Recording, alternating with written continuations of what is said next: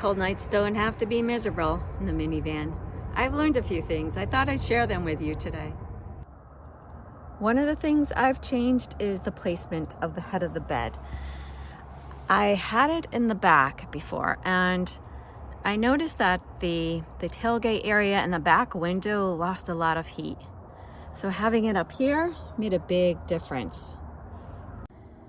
And another thing you may notice right off the bat is my window coverings.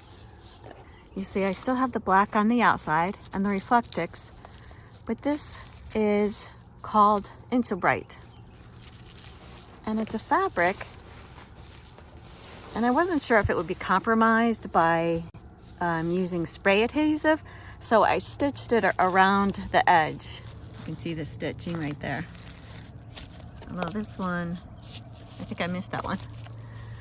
I may have to put in some more stitching to keep it closer, and maybe even cut it down so it's smaller. But Insul Bright is used for oven mitts. I also learned that as you put your feet on the floor and your feet get cold, so I add a couple layers of, this is Owens Corning foam insulation that I happen to have, and I only place it where I put my feet. So there's some here, and then I also place them here in the back.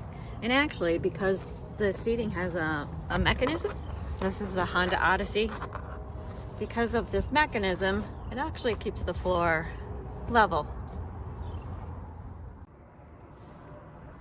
I already had this blackout curtain and had sewed on and attached a black fleece blanket to it, and that's how I recognize that it really did a great job of keeping the cold air up front where all the glass is and keeping the back a little bit warmer.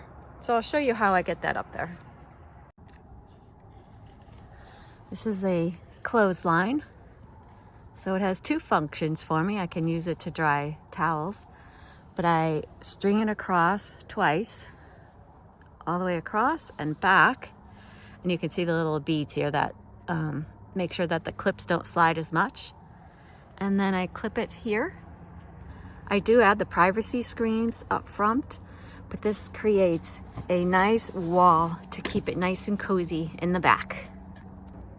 And as for the back, I do have one. I do have another screen, however, I haven't figured out how to hang it up yet. I thought maybe this might work, or attaching it here to the other side, but that's pretty low. So I have not figured out how to cut off the garage area. And I think maybe this hook somehow will be the answer. I love my 25-degree duck down mummy sleeping bag. A mummy keeps it close. I know that some people think that it's hard to sleep in, but as you roll, it rolls with you. And I've tried electric blankets, and in my opinion, a down sleeping bag is much better than an electric blanket.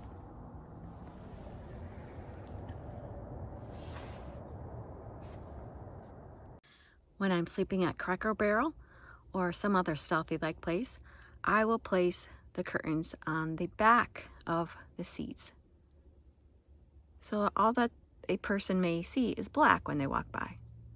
Now this last item, I haven't tried yet. The other ones I put to test, and I'm confident that they do make a difference. At least for me, I feel much warmer being inside my minivan. This last one, I'll show you. This is my little buddy. I purchased him mainly to get the chill off in the morning, not to sleep with at night. And it's fine being in a sleeping bag. It's nice and warm, but you have to get out of the sleeping bag. So this is easy to start, and you'll see that the door is cracked open, and I also have a carbon monoxide tester. One thing about the little buddy heater is that you want there to be 30 inches at the top, which there is, 24 in front, and 6 inches on the side. Has plenty of clearance. And you'll notice that it has a tip over mechanism inside of it. So if I tip it over, it shuts down.